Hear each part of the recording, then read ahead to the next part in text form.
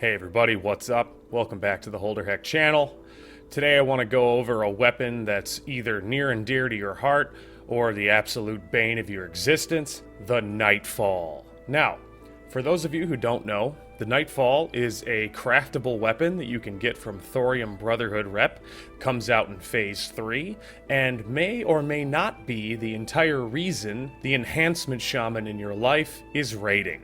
What I plan to do with this video is explain to you what this axe does, why it's beneficial, its potential uses in and outside raids, and who should actually be using this axe. If you're new to the channel, strap in for the memes. Otherwise, let's have a good time and get into it. Super brief overview time. The Nightfall is, again, a craftable two-handed axe that you get from becoming exalted with the Thorium Brotherhood. That is something that the Master Axesmith Blacksmith in your guild needs to do. Only a Master Axesmith can craft this item. So if you're farming that reputation and you went for whatever reason Hammersmith or Armorsmith or something else, you will not be able to craft the Nightfall. Why is this axe important? How has it become part of the raiding meta after Phase 3? Well, it has this nifty proc that increases spell damage on a target by 15% for 5 seconds. 5 seconds is not a very, very long time at all, so ideally, you'd probably have 3-ish people in the raid using this thing to keep uptime up as much as possible.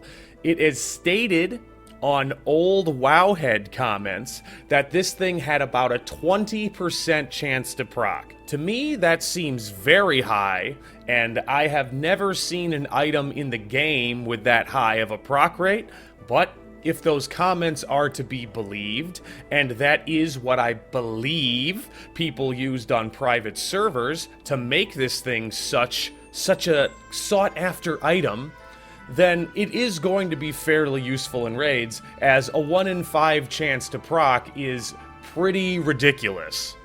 As stated though, it is going to be seen whether or not that 1 in 5 proc chance is real or just the imagination of old Wowhead comments.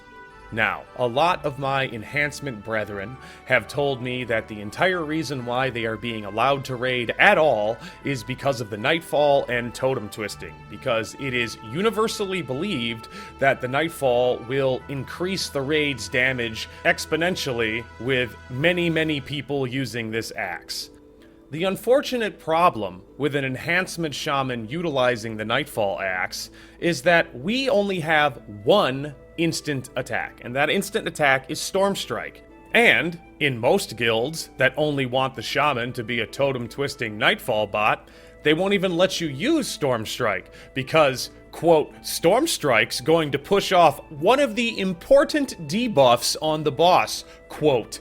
First of all, that's a joke. The only debuff it's going to push off is like corruption and deep wounds, so people constantly repeating things they've heard on the internet because it makes them sound smart, or so they think, is not how you should run a guild, but we're not going to get into that today. We're just going to go into the fact that a shaman with Flurry and Wind Fury totem twisting on a boss is going to have the absolute worst, with capital letters, worst uptime of any class that could potentially use this axe. If your guild lets you use Storm Strike, that's going to be improved marginally, but you will still be the worst person to be using this axe if the entire purpose of using this axe is to keep uptime of the debuff on the boss. But Holder, who should use the axe then, if not the Enhancement Shaman? Well, I can tell you, there are two options, which are infinitely better, and would allow the Enhancement Shaman to actually do DPS in the raid. But Holder, Enhancement Shaman don't do DPS. In fact, I have logs from my private server that tell me that a maximum geared Enhancement Shaman only did 300 DPS on Patchwork, and that is their absolute limit. Well, let me show you something, you stupid piece of f***ing you mother...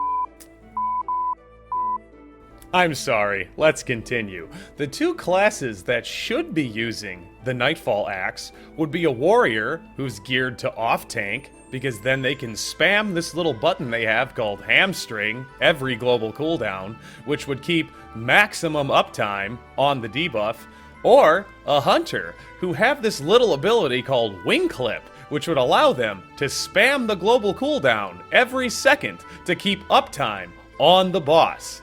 You'd notice that being able to hit something once a second is actually far superior than being able to hit something potentially 3 times every 3.5 seconds.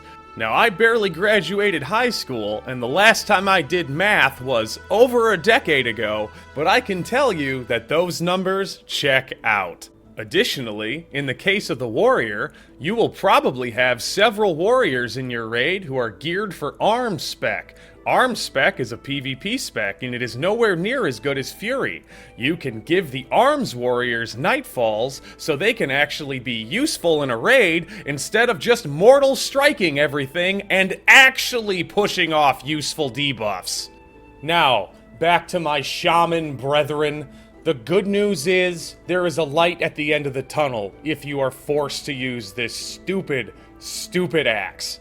There is an entire PvP spec that you can go into that makes the most use out of this debuff and using a two-hander and doing magical damage, and that is Ele Flurry. This video is already all over the place, so let's just take it in another tangential direction and talk about a random PvP spec for Shaman. So the way Ele Flurry works is you're going to go into Enhancement down to Flurry, that's the best you can do. Then you're going to swing all the way back over into Elemental, go all the way down to Elemental Mastery.